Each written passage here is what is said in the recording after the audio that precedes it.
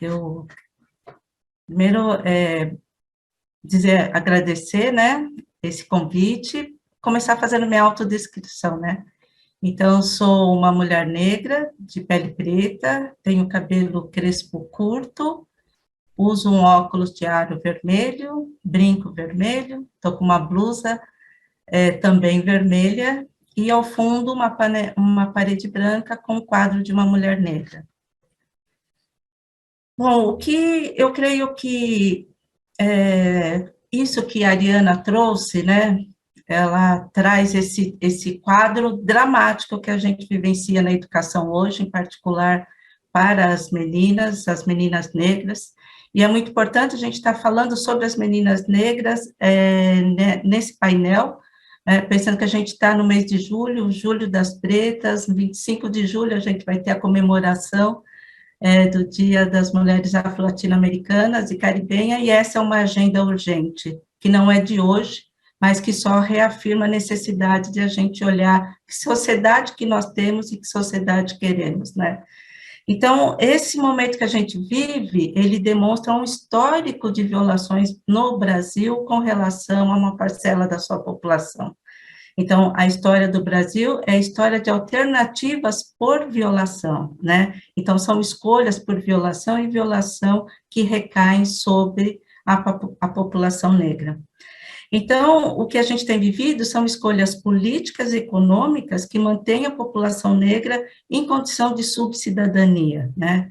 Então, vivemos sob escolhas que fazem com que raça determine classe. Então, não é acaso, né? Então, é, sim, uma determinação política, compreensão de quem deve viver, de quem deve sobreviver. Então, foi uma escolha dos sistemas de ensino, a opção pelo ensino remoto, né, pelo uso das plataformas digitais, né, mesmo a gente já tendo um conjunto de estudos e pesquisas que revelavam a falta da conectividade nos territórios mais vulneráveis, que o celular era o único mecanismo de conexão à internet por grande parte das famílias brasileiras, né, e principalmente o alto custo que representa para a média dos salários brasileiros acessar a internet, né? Então, também como esse é um outro elemento excludente no que diz respeito ao acesso à internet.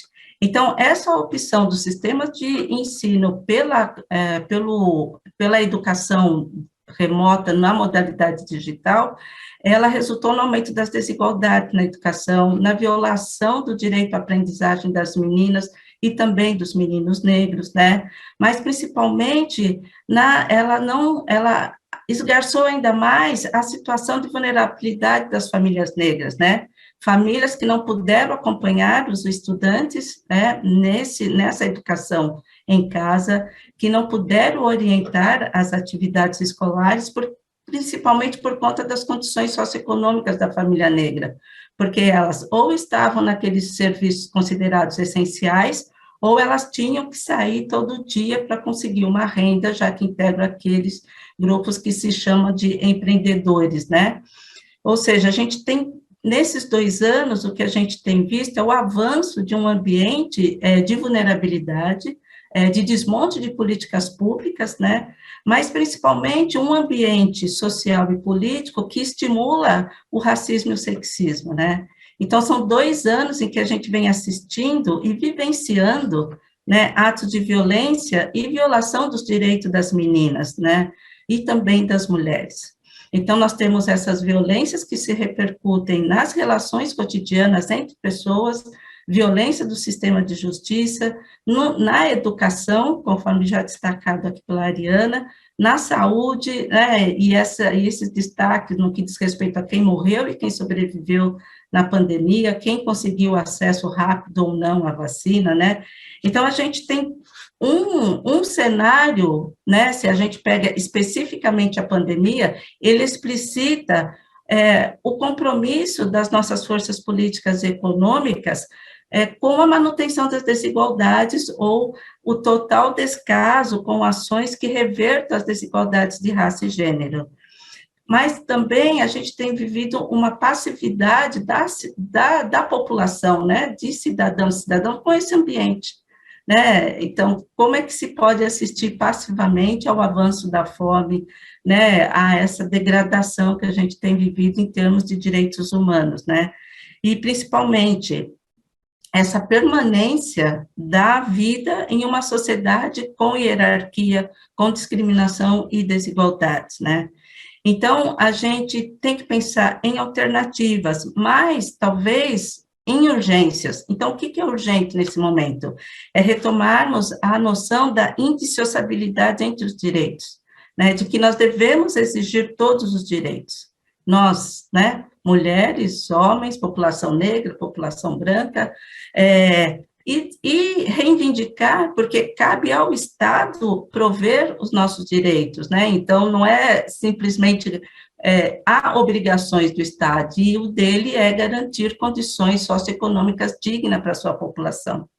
Então, ao pensar nisso, a gente precisa também retomar algo que durante esses 2 anos de pandemia, né, ou durante esses 4 anos a gente tem vivenciado, que é um ataque sistemático à educação, a igualdade de direitos na educação, né, a equidade de gênero, a falar sobre gênero e raça na educação, a educação como um espaço em que você pode abrir horizontes, mas que ultimamente ela tem servido para o silêncio, para o controle, para a vigilância do direito de aprender sobre raça, gênero, direitos humanos, né, a liberdade de pensamento de docentes, né, então tem um cenário aí de extrema violação dos direitos, né, então é necessário que a gente reivindique o direito à educação e uma educação com qualidade e que garanta a aprendizagem de todos os estudantes, né.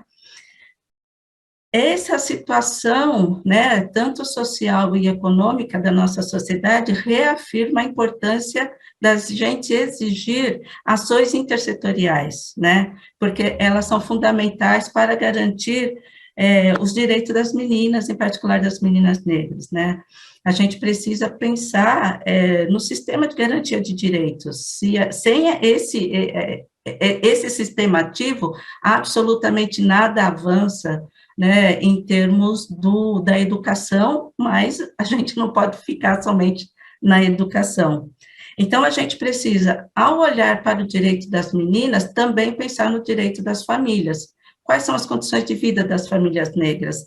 Como é que a gente vai pensar em garantir o direito das meninas se as suas famílias estão em situação de vulnerabilidade?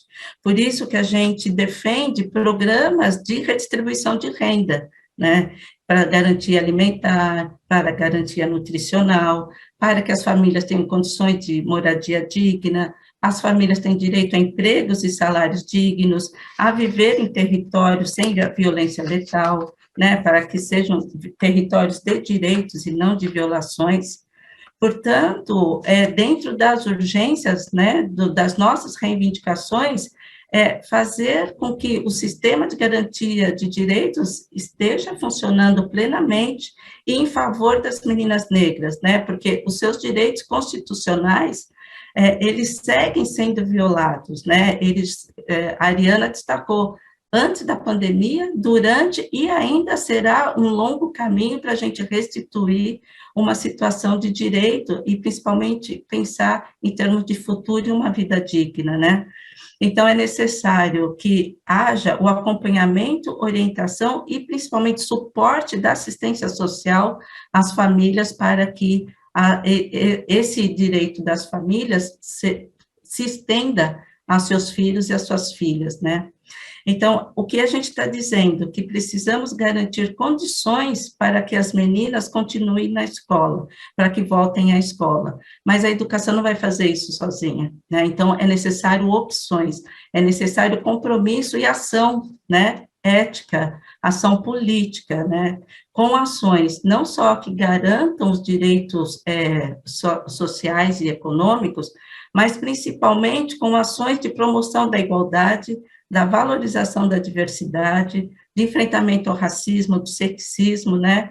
Porque esses são elementos fundamentais para que a educação se desenvolva plenamente, para que a partir de uma educação com base em direitos, na igualdade, e principalmente na valorização das suas identidades, você tenha condições de planejar uma vida, que você tenha acesso a novos elementos para a sua vida. A educação ainda é o espaço onde as mulheres, né, conseguem construir novas possibilidades de vida. Por isso que a gente está tão dentro da educação, né? Com mais escolaridade, a gente consegue aquilo que homens com uma formação muito menor acessam muito mais rápido do que a gente. Então, é disso que a gente está falando, né? Olhar para os direitos, efetivar direitos, mas também reivindicar e se comprometer com o direito de todas as meninas, olhando para aquelas que, como diz uma amiga minha, estão atrás de ninguém, né? Que são as meninas negras. Então, é isso que a gente precisa nesse momento e nessa situação desastrosa, né? Que não é um acaso, é uma opção em que vivemos na sociedade brasileira.